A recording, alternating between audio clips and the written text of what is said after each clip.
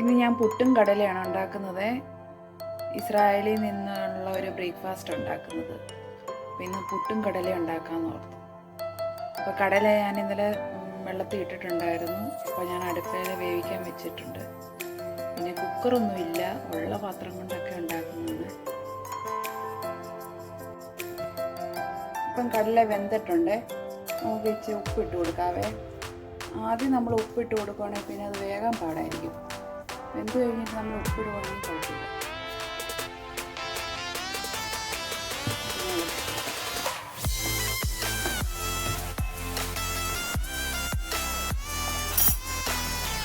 ഞാൻ കടലക്കറി ഉണ്ടാക്കാനുള്ള ഇൻഗ്രീഡിയൻസ് എടുത്തിട്ടുണ്ട്. സബോള എടുത്തിട്ടുണ്ട്, പച്ചമുളക് എടുത്തിട്ടുണ്ട്, വെളുത്തുള്ളി ഞാൻ ചതച്ചതാണ്. ഇഞ്ചി കുറച്ച് എടുത്തിട്ടുണ്ട്, അതും ചതച്ചാണ്.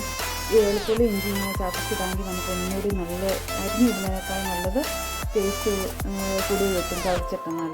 പിന്നെ ഇച്ചിരി തക്കാളി എടുത്തിട്ടുണ്ട്. ഇത് കരിവേപ്പില ഫ്രീസറിനകത്താണ് വെക്കുന്നത്, അതാണ് ഇങ്ങനെ ഇരിക്കുന്നത്. അപ്പോൾ നമുക്ക് ഇനിയിപ്പം കടലക്കറി ഉണ്ടാക്കാം. കടലക്കറി ഉണ്ടാക്കാൻ വേണ്ടി ഞാൻ പാത്രം സ്റ്റവ് വെച്ചിട്ടുണ്ട്. ആ പാത്രം ഒന്ന് ചൂടാകട്ടെ, എന്നിട്ട് നമുക്ക് എണ്ണ ഒഴിച്ചു കൊടുക്കാവേ. ഈ പാത്രം ചൂടായേ, നമുക്ക് ഇച്ചിരി എണ്ണ ഒഴിക്കാവേ.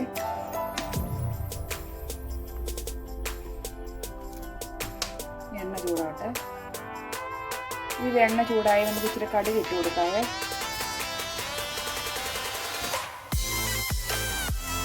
കടുക് പൊട്ടിക്കഴിഞ്ഞ് നമുക്ക് ഇച്ചിരി ഇഞ്ചി ഇടാം. ഇഞ്ചി ചതച്ചുണ്ടല്ലോ, അത് അങ്ങോട്ട് ഇട്ട് കൊടുക്കാം. അത് കഴിയുമ്പോൾ നമുക്കൊരു വെളുത്തുള്ളി ചതച്ചുണ്ട്. അപ്പോൾ ആദ്യം ഇത് ഇട്ട് കൊടുക്കാമെങ്കിൽ ടേസ്റ്റ് നല്ല, നമുക്ക് സബോള ഇടുന്നതിനേക്കാളും മുന്നേ ഇതിട്ട് കൊടുക്കാമെങ്കിൽ നല്ല ടേസ്റ്റ് കിട്ടും. ഇങ്ങനെ നോക്കണേ. നമുക്കൊന്ന് ഇളക്കി കൊടുക്കാവേ. നമുക്കൊന്ന് ഇളക്കാവേ.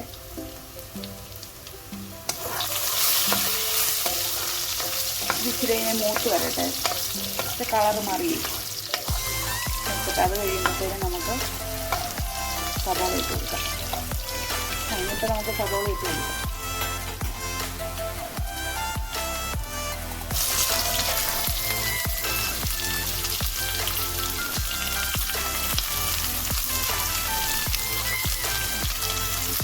പച്ചമുളകും ഇടാവേ, കരിയാപ്പിലും കൂടെ ഇളക്കി കൊടുക്കാം.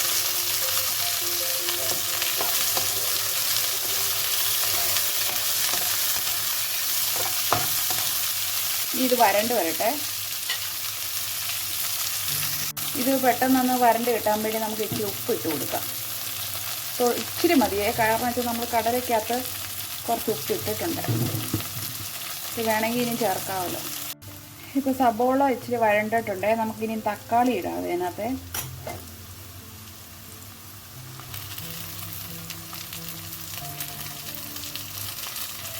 ഇങ്ങനെ ഇളക്കി കൊടുക്കാം. ഇനി അതൊന്ന് വേഗട്ടെ, തക്കാളി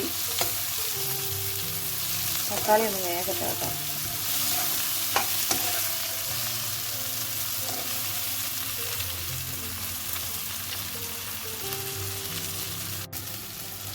ഇത് തക്കാളി വെന്തുടങ്ങിയിട്ടുണ്ട്.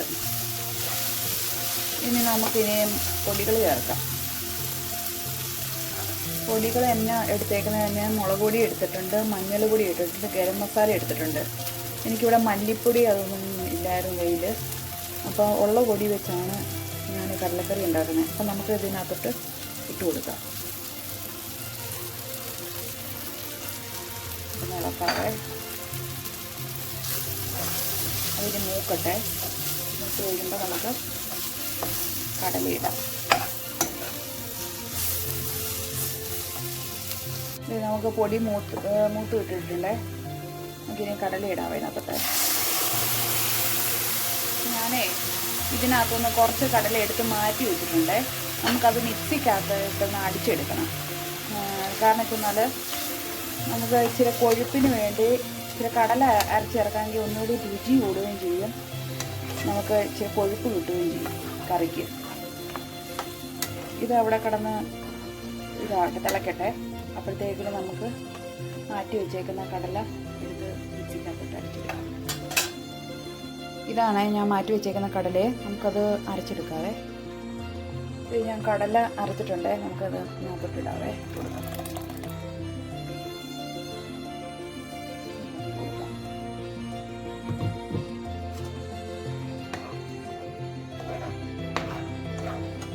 പുട്ടായത് കാരണം നമുക്ക് ഇച്ചിരി ചാറ് വേണമല്ലോ. അതിന് ഇച്ചിരി നേരം ഒന്ന് തിളക്കട്ടെ. തിളച്ചിട്ട് നമുക്ക് ഓഫ് ചെയ്യാം. ഇതും കൂടെ നോക്കണം.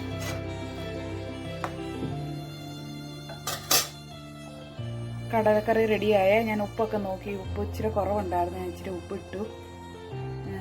കടലക്കറി ആയി. ഇനിയിപ്പം നമുക്ക് പുട്ടുണ്ടാക്കാം. ഇതിപ്പോൾ ഞാനൊരു പാത്രത്തിനകത്ത് ഇച്ചിരി അരിപ്പൊടി ഇട്ടിട്ടുണ്ട്. ഈ അരിപ്പൊടി ഇന്ത്യൻ സ്റ്റോറിൽ നിന്ന് മേടിക്കുന്നതാണ് കേട്ടോ. നമുക്ക് ഇതിനകത്തോട്ട് ഇച്ചിരി ഉപ്പും ഇച്ചിരി ജീരകവും വെള്ളം കൂടെ ഒഴിച്ച് കുഴച്ചെടുക്കാം. നമുക്ക് ഇച്ചിരി ഉപ്പിടാവേ. ഇച്ചിരി ജീരകം കൂടി ഇടാവേ. പറയാൻ മറന്നുപോയി, നമുക്ക് ഇതിനകത്ത് ഇച്ചിരി തേങ്ങയും കൂടി ഇടാം. തേങ്ങയും ഇന്ത്യൻ സ്റ്റോറിൽ നിന്ന് വാങ്ങുന്നതാണ്. തേങ്ങ ഇടാവേ. ഞാൻ ഇച്ചിരി കൂടുതൽ തേങ്ങ ഇടുവേ. പുട്ടിനാകുമ്പോൾ നമ്മൾ ഇച്ചിരി കൂടുതൽ തേങ്ങ ഇടാമെങ്കിൽ നല്ല ടേസ്റ്റ് ആയിരിക്കും കേട്ടോ. എന്നിട്ടൊന്ന് ഇളക്കാവേ. ഞാനിവിടെ പുട്ട് കുഴച്ച് വെച്ചിട്ടുണ്ട്, നനച്ച് വെച്ചിട്ടുണ്ട്. ഇനിയിപ്പം നമുക്ക് കുറച്ചുകൂടെ കഴിഞ്ഞ് നമുക്ക് ആവി കയറ്റി എടുക്കാവേ. ഇവിടെ പുട്ടുപാത്രമൊന്നുമില്ല, അപ്പം ഇവിടെ ഉള്ള പാത്രം കൊണ്ട് നമുക്ക് ആവി കയറ്റി ഉണ്ടാക്കാം. ഇതാണ് പുട്ടുണ്ടാക്കാൻ ഉദ്ദേശിക്കുന്ന പാത്രമേ. ഇതിനടിയിൽ ഞാൻ വെള്ളം ഒഴിച്ചിട്ടുണ്ട്. ഇതിങ്ങനെ തുളയുള്ളവർ കൊണ്ട് നമ്മൾ പുട്ടുകൂടി ഇടുമ്പോൾ അതിൻ്റെ അടിയിൽ കൂടെ പോകും. അതുകൊണ്ട് ഞാൻ ഇങ്ങനത്തെ ഒരു പേപ്പർ വെച്ച് ഇതിനകത്തോട്ട് കയറ്റി വയ്ക്കുവാണേ. വെച്ചിട്ട് കാണിക്കാവേ. അതിനകത്ത് ഞാൻ പേപ്പർ വെച്ചു, ഫോയിൽ പേപ്പർ വെച്ചിട്ടുണ്ട്. ഇനി നമുക്ക് ഇതിനകത്തോട്ട് പുട്ടുകൂടി ഇടാം. പുട്ടുകൂടി ഇടുവാണ്.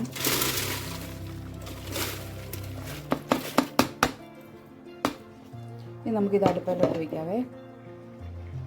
അപ്പം നമ്മുടെ പുട്ടും കടലക്കറിയും റെഡിയാണേ. നമുക്കിനി കഴിച്ച് നോക്കാം.